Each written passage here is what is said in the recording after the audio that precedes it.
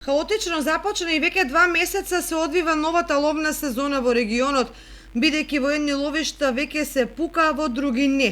Од подрачната единица Осогово на национални шуми велат дека зачленувањето на ловци се одвива перманентно и дека ловците ги користат ловните денови за лов во ловиштата главно на високопланински дивеч. Поволно е тоа што цената на годишната дозвола изнесува 3000 денари, што е најниска во регионот и ја прави достапна на сите ловци.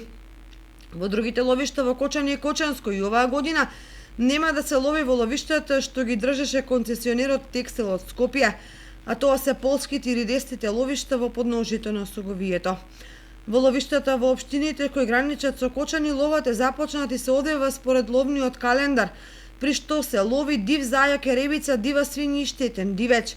Одобрен и така наречен санитарен лов на дива свиња поради појавата на африканската чума, која откриена и во другите делови од државата. Засега на подрачјето помеѓу Соговието и Плачковица нема откриено свинска чума кај дивечот, што не значи дека ја нема, па затоа ловците мора да се придржуваат до препораките на надлежните.